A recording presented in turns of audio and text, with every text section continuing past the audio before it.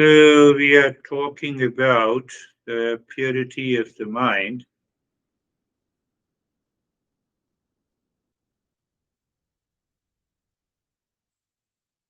Mind, how mind becomes impure. How end has come. So next week we are going to meet on Tuesday at the same time. Because and after that, after the next week, we'll resume on the same Wednesdays. I'm driving. So recognition of the impure states of the mind beyond his come. Recognition of the impure states of the mind is living life consciously. Once you recognize it, and then what happens? You get rid of it. The suffering starts the moment we wake up in the morning. How the suffering starts? My mood is upset. I'm anxious. I'm driven by some thought, even pertaining to the near and the dear ones. Uh, what to do with this honey? I don't understand. So all those thought enters into our head. Now you see that only in a waking state, since the time we wake up until we retire to the bed, all those thoughts are coming up and we get upset, we get anxious, reaction, angry. In dream also we become angry, but it does not have too much of impact. In sleep, sleep for every human being is the same. If I talk about the deep sleep, not about the uh, dreaming sleeping. So you see, in a waking state, the memory is active, mind is active, ego is active, intellect is active. All the four are active in the waking state. So the past impressions are already there. They are living at the unmanifest level and they trigger the mind and we enter into the impure states of the mind. I have talked in detail about these impure states of the mind. Well, the anxious mind, sheep mind, money mind, strong likes and dislikes mind. So, just have you ever thought of it that why at a particular moment in a particular situation, why my mind triggers these impressions? And once they trigger these situations, and then my mind goes into that impure states of mind, I experience the anxiety, reaction, duality, and a conflict. So it is the unmanifest impression of which I am not aware. It triggers the mind, and from when it triggers the mind, I get attached. I live unconsciously. It takes over the intellect, and there is a lot of process. It causes the attachment or imagined pleasure or a pain. Then I get the emotional dependence, and I have a sense of intellectual paralysis. Ego takes over, and then the life continues to move into the suffering. So, this entire process, you know, that living habitually, impulsively, with reference to a particular thought triggered by the trigger in the mind because of the outer situation, causing the strong likes and dislikes, further results into attachment and detachment. We have already discussed that. It results into emotional dependence. We paralyze our intellect, ego takes over, and the life moves into the suffering. So the entire process just takes even a fraction of a millisecond. And then it becomes very difficult to get out of that ignorance.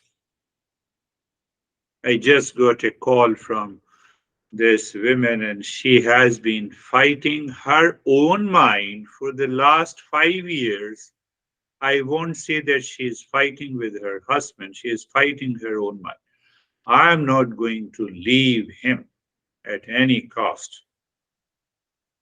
I will put him behind the bar. So she has moved to different states, and every time, whenever she talks to me, she is just on the way to take a revenge. So I said, now I have to give a lesson for 2 hours. So I will talk to you later. What can I do? The people are so much hypnotized, obsessed with this ignorance that they don't want to leave it. So it is not only in relationship, it pertains to all the different impure states of the mind. We say in Eastern wisdom, we say you have to become aware that why you are fighting for the last 5 years and for what. I will teach you a lesson. Okay, I have taught you a lesson. Will you be happy after that? Answer is no. I cannot be happy. I'm teaching a lesson means I'm taking a revenge because of I'm the ego, because I have an emotional dependence, because I have a strong attachment and detachment, because I have strong likes and dislikes. You see, it is all kind of a foolishness.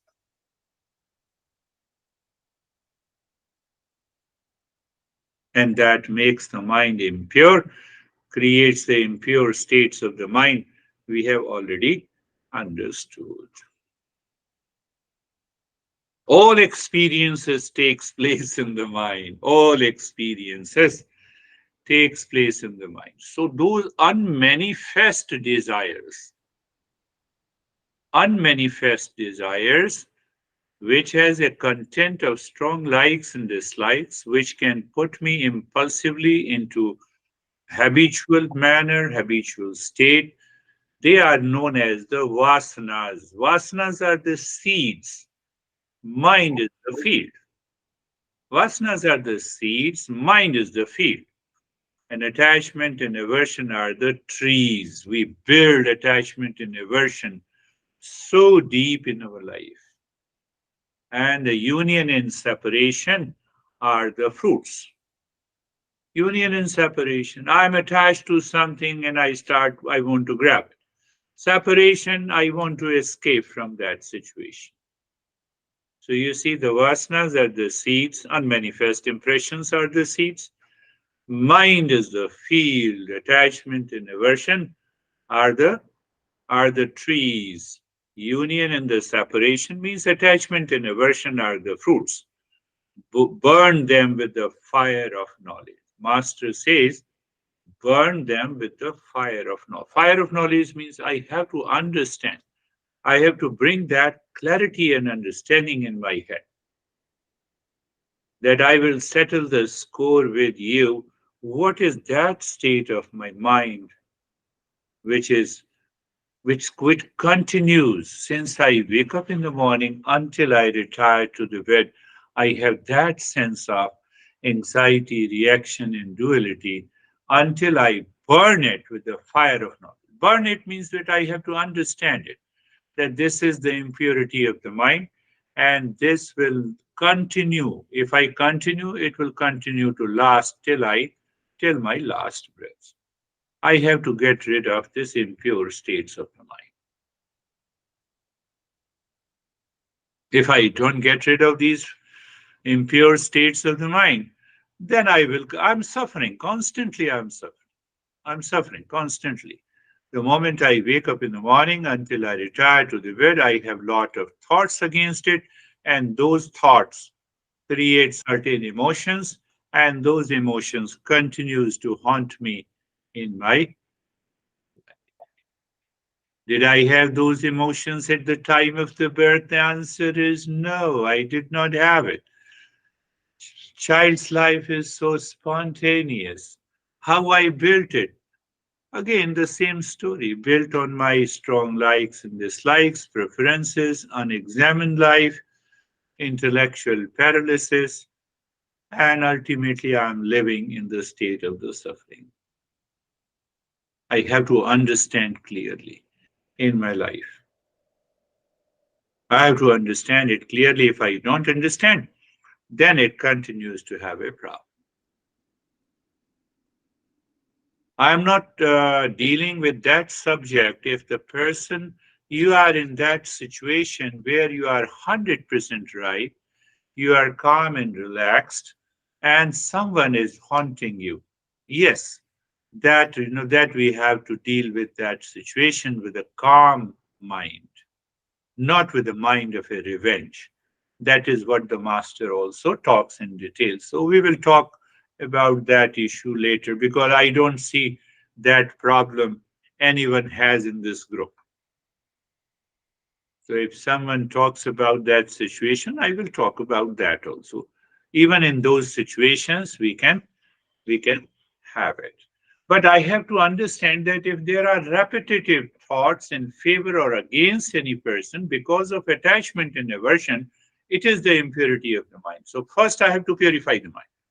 I have to return to the state of the calmness before I start fighting, before I start resolving that issue.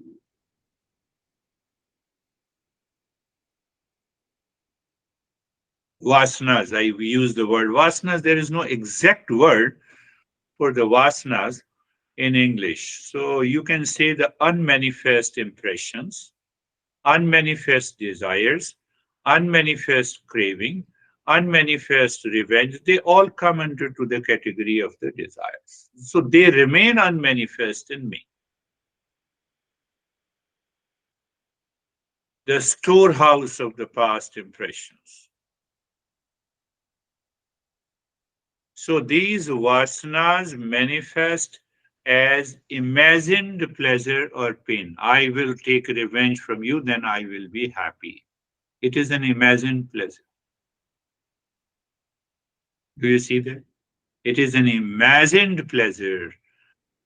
But I have started suffering for the sake of imagined pleasure. It will never happen. Do you see that? No, I have a lot of money. I will settle the score with you. I'll file the case against you. So the vasana manifests as imagined pleasure or a pain. I'm not aware. The repetitive thought starts. So if you have any repetition of the thoughts continues in your head, oh, this has to do with imagined pleasure or pain. Sweet. Sugar is sweet. What kind of a repetitive thought you need to have it? There is a clear understanding. Sugar is sweet, salt is salty. Finished. But when we have a repetitive thoughts of about a person, against a person, in favor of a person, it means there is a sense of attachment and or aversion. I have to become aware of that. Where in my head? I have not to be aware of, I have not to need not to make aware of others. First I have to tackle my own mind. So that repetitive thought based on imagined pleasure or pain, it results into attachment or aversion or hatred.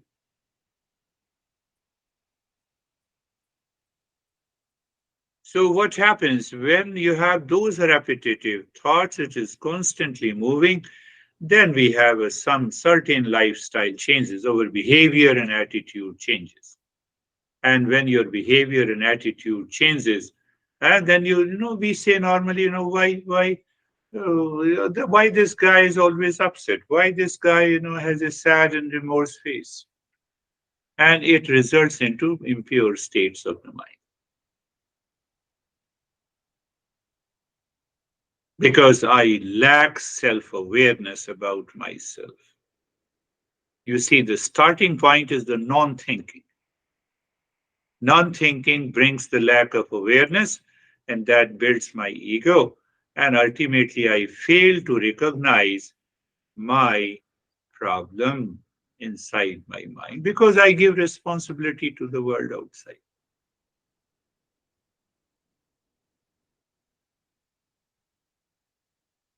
And this is happening inside my mind. It takes a fraction of a millisecond. It takes a fraction, even fraction of a millisecond to have an aversion against me. Oh, look that beer guy. I'm not going to attend the session. Done. Finished. But the entire process in the mind is very long. But the entire process takes even a fraction of a second. Then you have repetitive thought against or in favor. So if we have those repetitive thoughts, that's the one symptom we can recognize. If we have those repetitive thoughts, we have to sit down, we have to understand. We have to understand our own mind.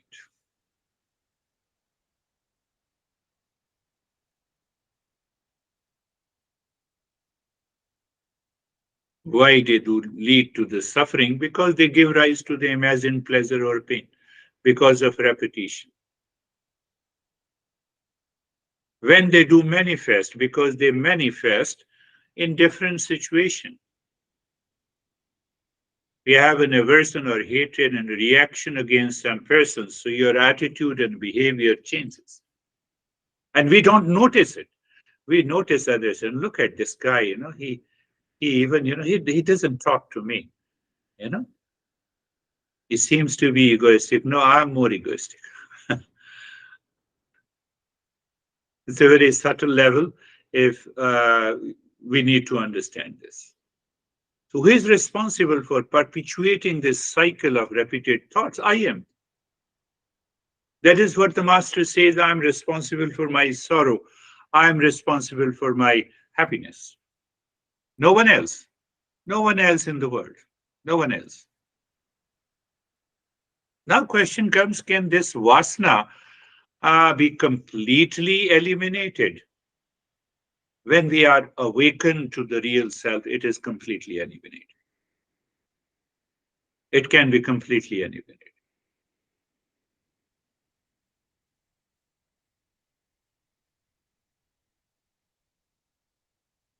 So, how can I identify these vasanas, unmanifest desire that has a trigger point and that results into repetitive thoughts and emotions? So, I told you, repetitive thoughts and emotion, which puts you into anxiety, which puts you into reaction, which gives you a pressure. Oh, this situation is so adverse. I cannot handle it. So, no, you handle your thought, handle your feeling and emotions caused by these past impressions. Nothing like to handling the situation. You can handle any situation in the life if you handle what is going on in your mind. Do you see that? So observing, I have to be vigilant. I observe my thought process, my emotions and reactions to various situations. And that provides me an insight. This is where the Eastern wisdom comes. So we know how to observe this thought pattern, what is the repetitive pattern, from where it has come, and how it is creating an impression. And those impression results into my emotional behavior and attitude outside in the world with the people and relationship. Think.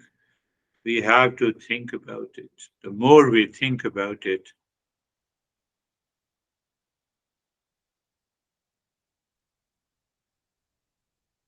now the next question, Master answers. Okay, since at the time of the birth, I did not manifest those emotions, obviously, they are present in the seed form. They are present in the seed form. So as we grow older, say one parent, you as a child, one parents are constantly chasing you, haunting you, reacting to you. So those impressions of unmanifest desire meets with your parents' reaction, and then they trigger, then they create a typical personality we already know in cycles. But if those impressions are not present, even if the parents are crazy, it will not going to create those negative impressions. So the seed lies within me. Are you getting it? Seed lies within me. So once I recognize, that is how the Eastern wisdom approaches. Now, parents are whatever they have done, they are living unconsciously what they have done. But I have to recognize that how I, how my attitude and behavior changed in response to the outer situation and the people.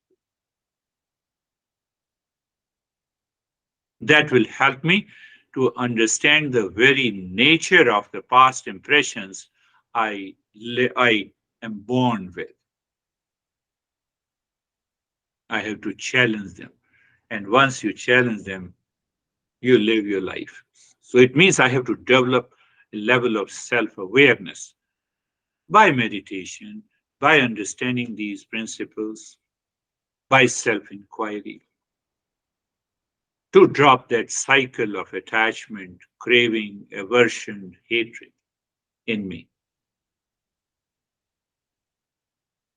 And that will take me to the journey of self awakening or self realization. It is because of this, because, you see, they are very deeper inside. I'm not aware of it. You are not aware when you are going to be angry.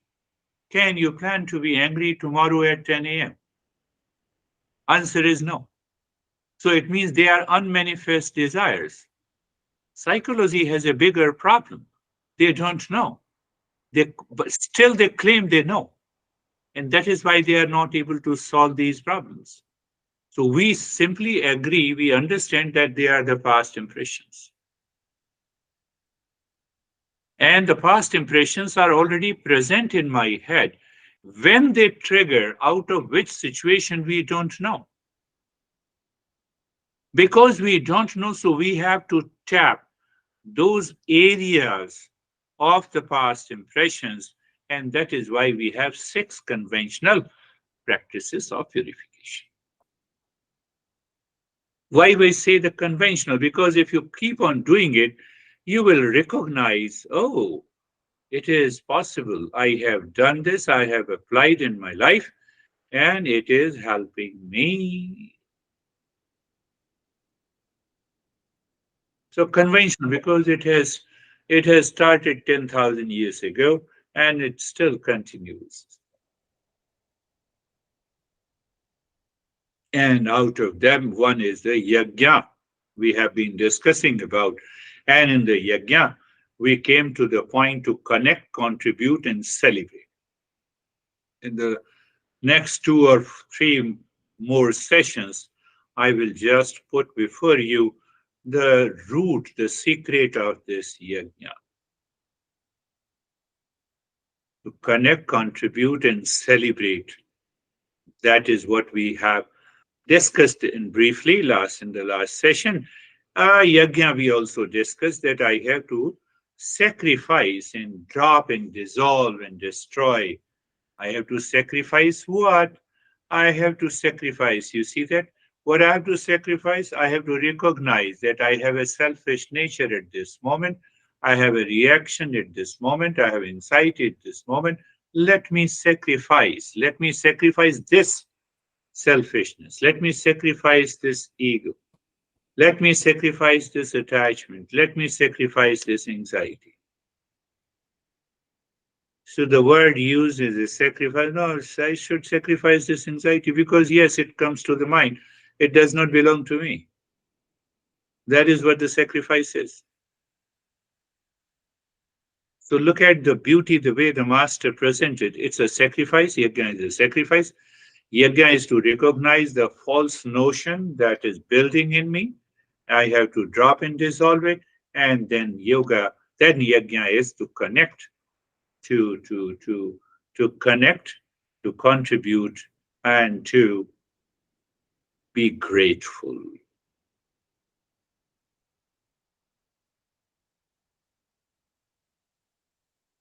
So this week you constantly understand and reflect on this issue, and then we will pick up what does it mean by contribution and being grateful. I have to 90%, I have to do it by thinking because it is the repetitive thoughts associated with an emotion is causing the problem in my life. No, I hate you. It's a thought associated with an emotion. See, I love you associated with an attachment, an emotion. So I have to tackle first 90%, I have to tackle at the mental and the emotional level. Again, by consciously thinking associated with a positive emotion. And once the mind calms down, then I have to take the external step. With that understanding, let us start our practice. Close your eyes to find out the right place, position, and the posture, whatever the place, and become aware of the place all around you. What do you see the space all around you? You know, in America, we have a phrase, I need privacy, give me a space. Oh, everybody, a space is already there because you don't recognize the space. Your mind is filled with attachment and detachment. That's why you don't find the space. Nobody keeps on touching you. And still out of the attachment and reaction and anger, we say, oh, give me the space. I need privacy. So that is why we start with the place, become aware of the space all around you, the position of the body, and then you move to understanding the moving the mind inward. I have been repeating it again and again. My friends, understand. Mind scattered outside in millions of directions, awaiting the manifestation of that unmanifest desire to cause the impurity. But what solution we have found it? Oh, let us change the direction of the mind. Mind is looking outside. No, mind should look inside. So when you change the direction, the state of the mind changes. That is the meaning of being comfortable. And that we do it in a very simple manner. It is so effective if you are conscious. You look at the neck joint and then you go deep inside, find out the root of the neck joint, be there, feel the sensation, comfort, and steadiness. So, looking at the neck joint is not very important.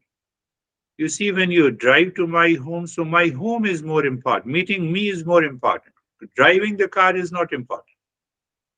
So, the neck joint is just for the sake of reaching there. Understand this. So people take it very easily. So you change the direction of the mind, that is important. That is why you experience the sensation, comfort, and steadiness. Look at the shoulder joints. Casually, I'm saying it. Look. Look means you feel it.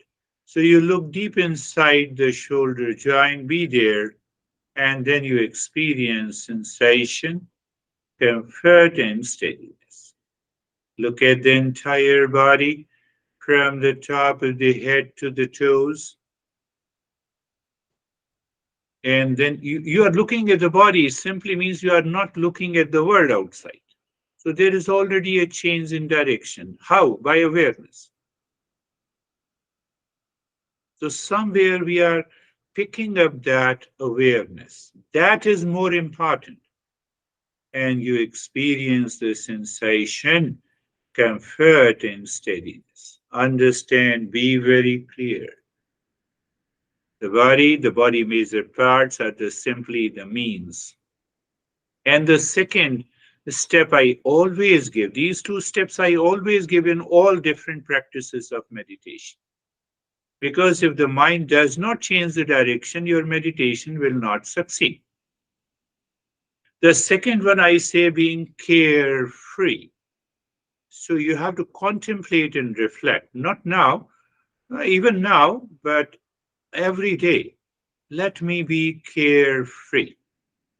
You wake up in the morning and you're just sitting anywhere, your mood is upset, and you say, let me be carefree. So then you go to the meaning, free from all the cares. Who is caring? The mind. Which mind is caring? The impure mind.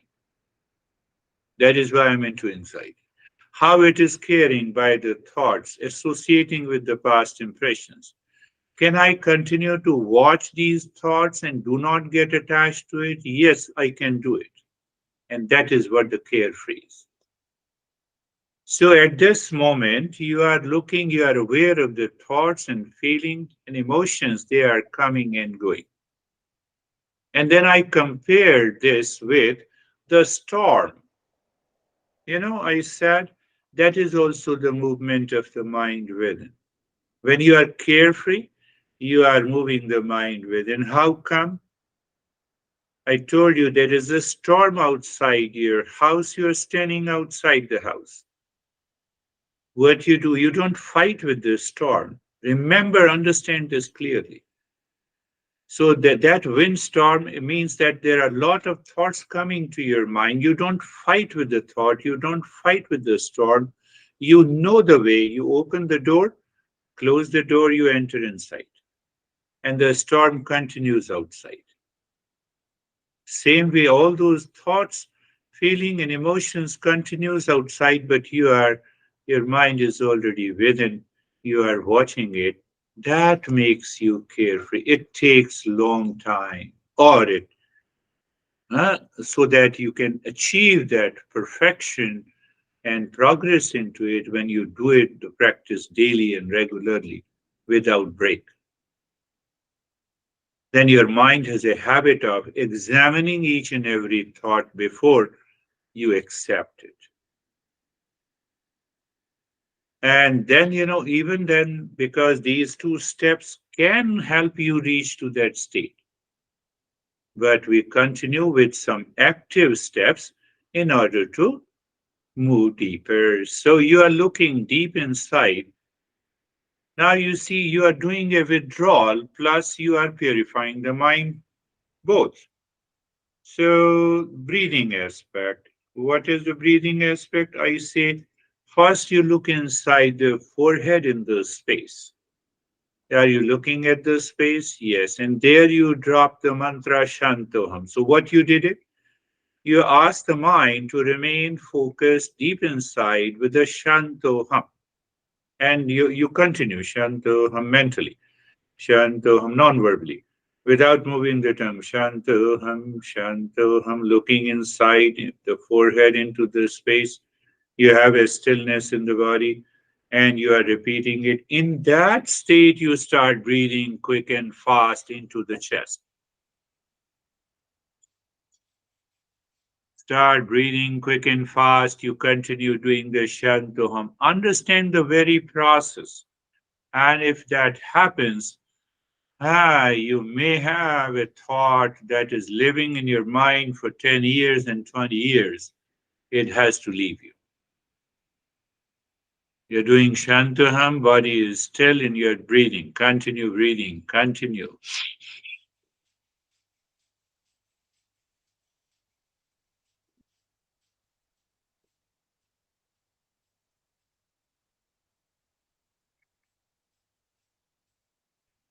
Continue.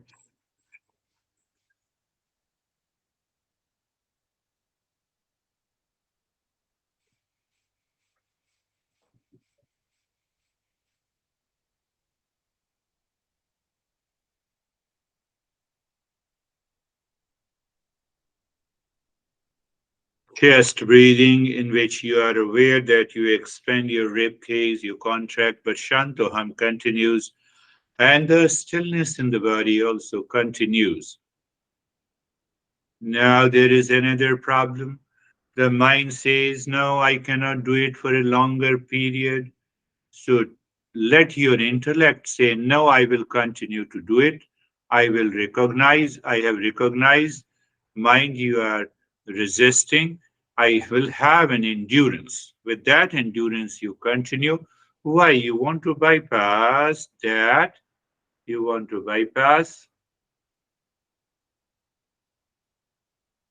the resistance.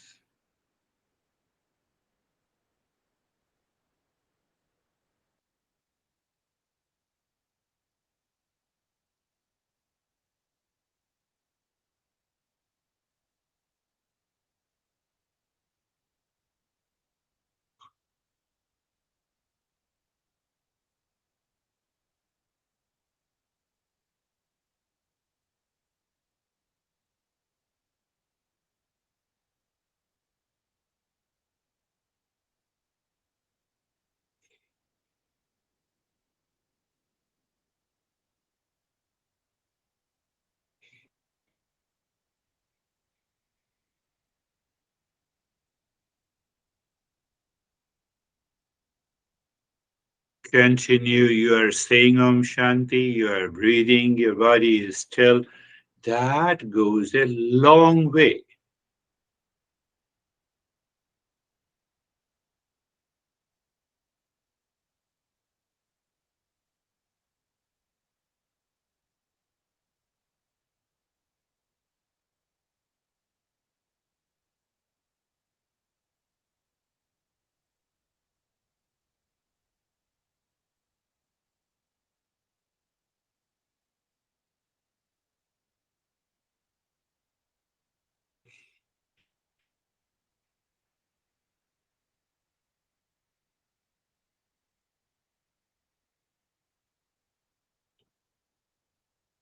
And now you stop this and experience the changes.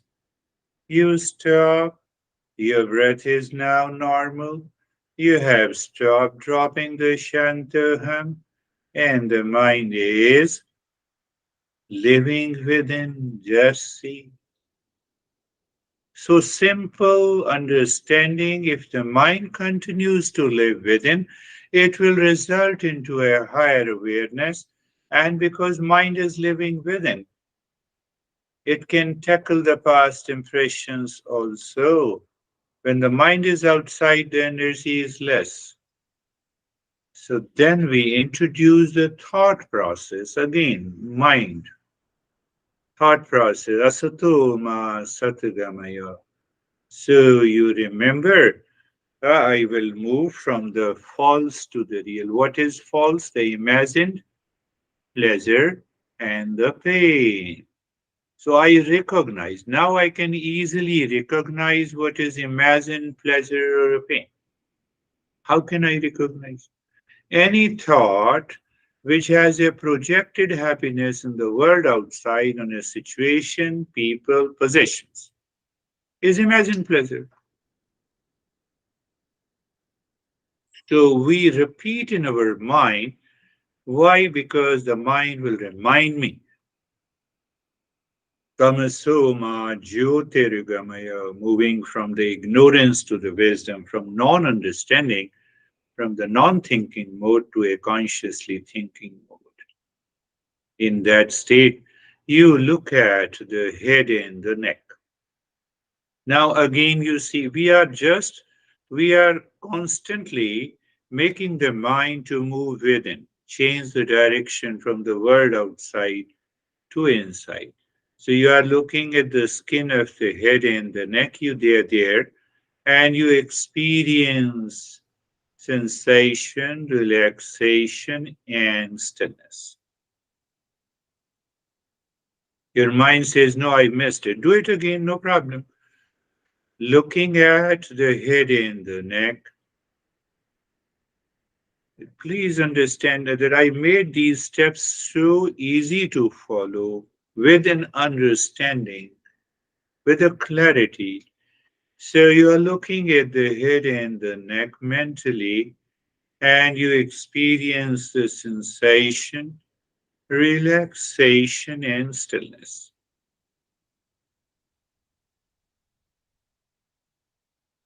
You're looking at the right arm. You're looking at the right arm from the shoulder to the fingertips. You're looking at the skin, or you're moving the mind on the skin. As you move the mind on the skin, you will definitely experience the sensation, relaxation, and stillness. moving the mind on the left arm, shoulder to the fingertips, and experience the sensation, relaxation, and stillness. Move the mind on the middle portion of the body from the shoulder down to the waist in the front and the back. Your mind is touching the skin of the middle portion of the body. Touching means that your awareness is there. Awareness is there is bound to have those feeling of sensation, relaxation, and stillness. The mind is moving on the right leg from the right side of the waist to the toes. And experience sensation, relaxation, and stillness. The mind moves on the left leg, sensation, relaxation, and stillness. What you are doing is that you keep the car intact. You don't allow the car to start and move. That is our body. Why? Then the mind is prevented to move outside. Then what? Mind continues to live within.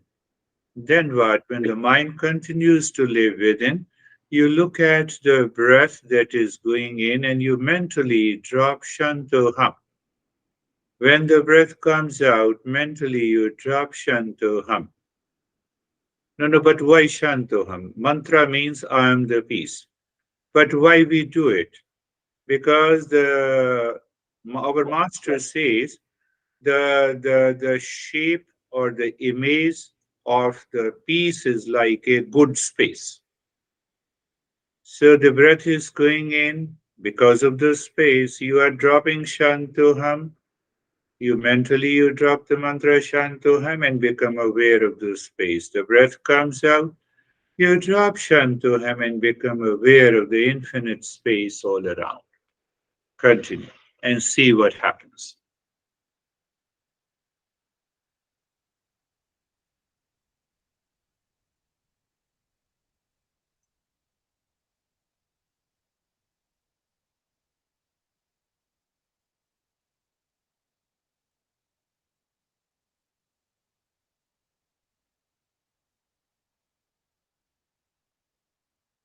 Simple way.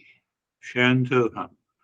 So now, even if the other thoughts are coming, your mind is engaged with the movement of the breath in dropping Shantoham.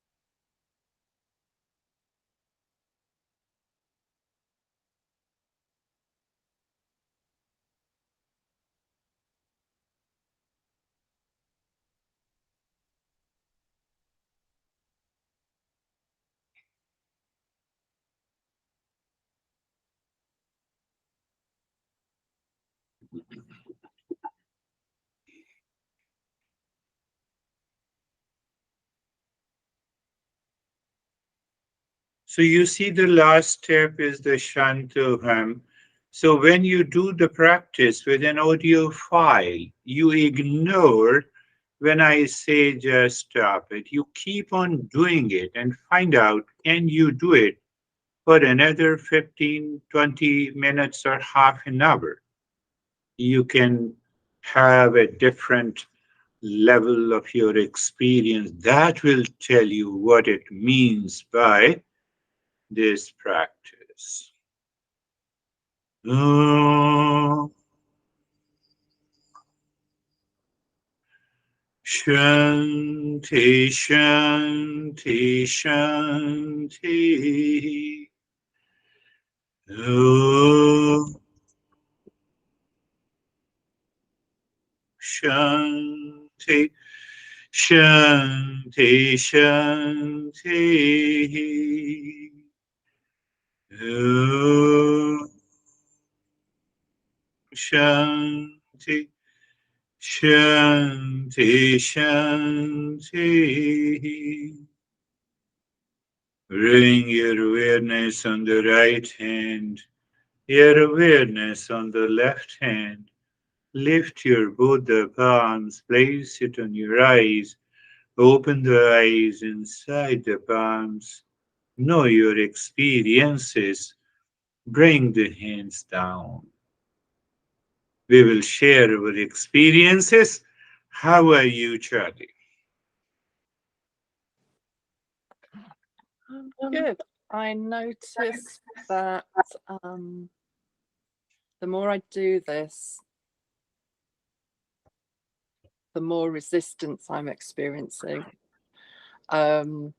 Solution is endurance. Yes, yes, yes. Because in my head, I was like, another 15 or 20 minutes, and I'm sure it'll be great. But my first reaction was, that's a long time. I don't know. Yeah. And why it is so? Because the mind wants to jump outside. Yes. And why it wants to jump outside? Because of the unmanifest desires. Right. And how those unmanifest desires, they are causing the impurity in the mind and making my life. So keep Exactly. that understanding. With that understanding, you say, okay, mind, now you want to live in that state or you want to change that state. So from where that endurance comes. Thank you. How are you? And Oh, okay. Yeah, I feel fine and quiet. yes, very good. Feel quiet and calm. Very good. So we have to check that once I experience the calmness and quietness, can I live into that state of calmness and quietness during the entire waking state? It would be a wonderful thing because nobody is complaining me in a sleeping state or a dream state. How are you, John? Hey, Girish, I'm fine. I think I have, a calm and quiet mind, but it was probably so calm and quiet that I dozed off for a few minutes. That's good. In the beginning, it is good. And you see that is what I said. Charlie raised that question. Another 15 minutes. In another group session, people have done it more than half an hour after the practice is over. So it builds up the level of the endurance. Then what happens? Then there is a joy of doing it. The joy of doing it. I'm using the word joy of doing it. Oh, now I have achieved that. Let me do it. Yeah. So even for you, John, you repeat the practice, you spend there, even you doze off and check how many times the mind is going to doze off. No, not every time. And ultimately we win over. How are you, Mead? We are missing Sophie. Are you missing Sophie, John? I'm missing Sophie. Yeah. Yeah. Okay. Oh, Okay, Mead, how are you? yes. I feel very peaceful. My voice has dropped into myself. Very good. I feel that for so long I have depended on outside sources for my happiness. And when I don't have them, then I'm unhappy. But Yes, I could feel that just the process of meditation brings the happiness. beautiful. Beautiful, Mead. Understand that not only your voice, your tone changes, your behavior and attitude changes, your responses to the world changes, because that unmanifest impression is not triggering the mind. Yes. Oh, It is not triggering the mind. Yeah, it's a journey, it's a part of the journey. So that is all. Thank you very much. We will meet again, but remember, next Tuesday at the same time. After that, we will follow the same routine. Okay. you mean next Tuesday, not next Wednesday? Ah, yeah, next Tuesday. And then after that, Wednesday? Yeah. Okay. Thank you.